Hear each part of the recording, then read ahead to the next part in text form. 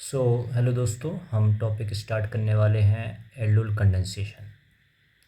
सो aldol condensation एक ऐसा reaction है जिसमें आपका कार्बोनिल कंपाउंड इन्वॉल्व रहेगा इस रिएक्शन में, और साथ में आपको जो एक रिएक्टेंट लेना पड़ेगा डाइल्यूट NaOH।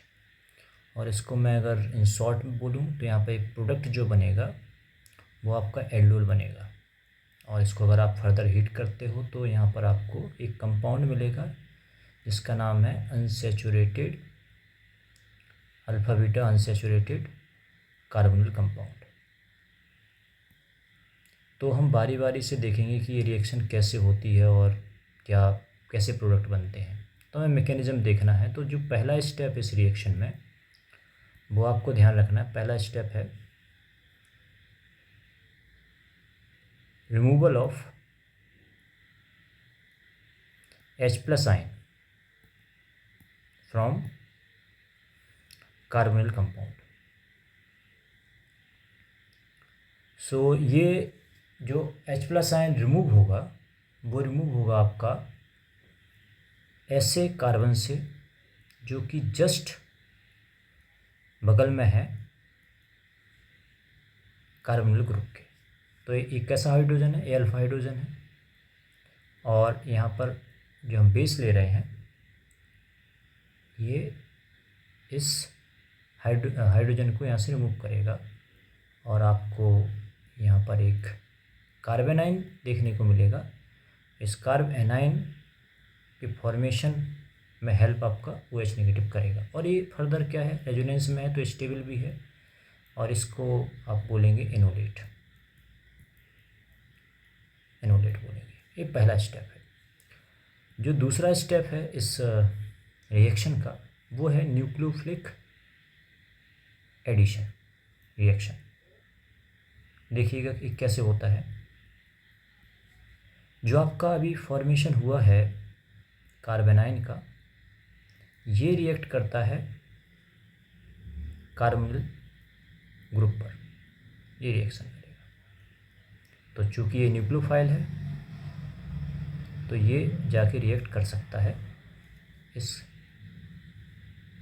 ग्रुप पर, और यहाँ पर आपको एक एल्कोक्साइड आयन देखने को मिलेगा। इस तरीके से एक एल्कोक्साइड आयन देखने को मिलेगा। फिर जो तीसरा स्टेप है वो है acceptance of H+ ion from water. So ये एल्कोक्साइड आयन है, ये क्या करेगा, ये इलेक्ट्रॉन्स को एक्सेप्ट करेगा, सॉरी H+ आयन को एक्सेप्ट करेगा H2O से, और कुछ इस तरीके का प्रोडक्ट बना देगा। जिसे आप बोल सकते हैं कि ये हाइड्रोक्सी आपको मिलेगा यहाँ पर ग्रुप। और आप यहाँ पर देख सकते हैं कि we call it beta hydroxy carbonyl compound. अब फोर्थ स्टेप क्या है, जब आप इसको हीट करोगे इस carbonyl beta hydroxy carbonyl compound को, on heating beta hydroxy carbonyl compound, there is a dehydration. तो डिहाइड्रेशन यहाँ पर हो जाएगा। देखिएगा किस तरीके से रिमूवल हो रहा है वाटर का। CH3 CH2 CH, यहाँ से OH चला जाएगा और यहाँ से H चला जाएगा। तो आपको बेसिकली कुछ इस तरीके का कंपाउंड देखने को मिलेगा। सो ये अल्फ़ा, ये बीटा, तो इसे हम बोल सकते हैं alpha beta unsaturated carbonyl compound. अब फर्दर आपको एक और चीज़ पर ध्यान रखना है कि ये जो रिएक्शन थी वो दो मॉलिक्यूल्स के बीच में थी, इसलिए हम इसको बोल सकते हैं इंटरमॉलिक्यूलर एल्डोल कंडेंसेशन। और इसको हम लोग एक और टर्म दे सकते हैं सिंपल एल्डोल, क्योंकि यहाँ पर एक टाइप का मॉलिक्यूल ही आपको इन्वॉल्व होते हुए दिखा है। इसके अलावा एक और एल्डोल होती है जिसका नाम है क्रॉस एल्डोल। क्या मतलब इस क्रॉस एल्डोल से? यहाँ पर दो टाइप के आपको कार्बोनिल ग्रुप दिखेंगे।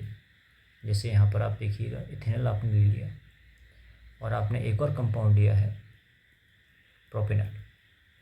अब इसका अगर रिएक्शन आप कराते हो डाइल्यूट NaOH से, तो यहाँ पर आपको जो प्रोडक्ट मिलेंगे 4 प्रोडक्ट्स मिलेंगे। देखिए कैसे।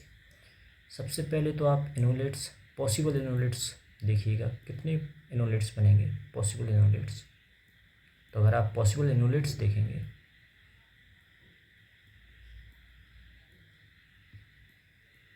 तो अगर इथेनॉल रिएक्ट करेगा तो एक इथेनॉल एक इनोलेट बनाएगा। सिमिलर वे में प्रोपेनॉल भी एक इनोलेट बना सकता है, इसने भी एक इनोलेट बनाया। अब ऐसा हो सकता है कि जो इथेनॉल का इनोलेट है, ये पहले A नंबर वाला, ये B नंबर वाला है। A नंबर वाला जो इनोलेट है, ये जाके एक पॉसिबिलिटी है कि जाके रिएक्ट करे इथेनॉल से, तो यहाँ पर एक प्रोडक्ट मिलेगा आपको, मान लो सपोज प्रोडक्ट नंबर 1 मिलेगा। और अगर इसने रिएक्ट किया प्रोपेनॉल से तो प्रोडक्ट नंबर 2 मिलेगा। तो सबसे पहले हम देखते हैं इथेनॉल का जो इनोलेट है वो कैसे जाके रिएक्ट कर रहा है। तो देखिएगा, ये जाके रिएक्ट कर रहा है इथेनॉल से, तो ये न्यूक्लियोफिलिक एडिशन रिएक्शन होगी और यहाँ पर आपको कुछ इस तरीके से प्रोडक्ट देखने को मिलेगा। फर्दर ये H2O से रिएक्ट करके OH बन जाएगा, CH2 CHO, और ये फर्दर हीट होगा तो वाटर यहाँ H यहाँ से और OH यहाँ से रिमूव होगा। तो आपको ये एक टाइप का प्रोडक्ट मिल गया। ये फर्स्ट है। ऐसा भी तो हो सकता है कि ये जो इनोलेट है ये जाके रिएक्ट करे प्रोपेनॉल से। तो इस कंडीशन में क्या होगा? इस कंडीशन में जाके रिएक्ट करेगा और इसके इलेक्ट्रॉन्स शिफ्ट होंगे यहाँ पर। तो यहाँ पर स्टार्टिंग में आपको कुछ इस तरीके का कंपाउंड मिलेगा,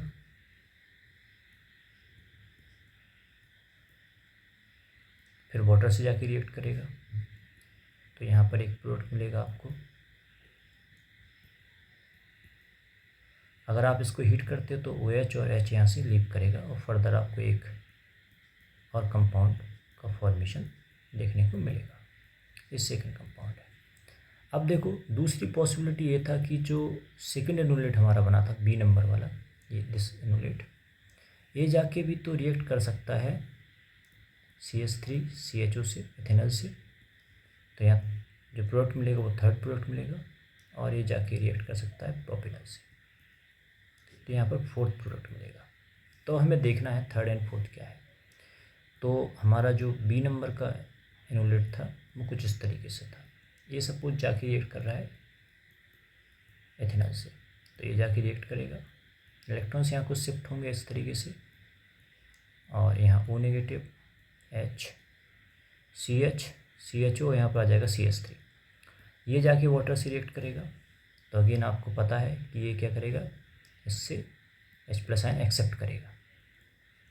यहाँ आपको हाइड्रोक्सी कार्बोनिल कंपाउंड मिलता हुआ दिखेगा और फिर आप जब हीट करोगे फर्दर तो यहाँ पर आपको कुछ इस तरीके का प्रोडक्ट मिलने वाला है। ये थर्ड वन। फोर्थ नंबर क्या होगा?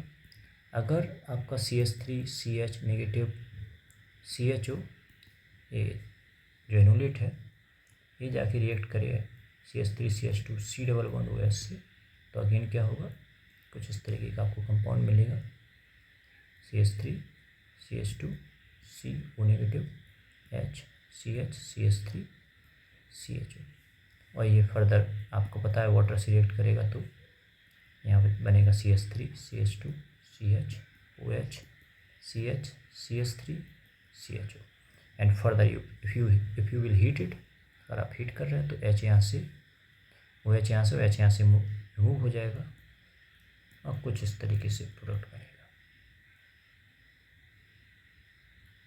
CH CH3। तो ये हमारा था क्रॉस एल्डोल। तो यहाँ पर आपको ये 4 प्रोडक्ट मिले। तो ये एक मेजर डिफरेंस यहाँ पर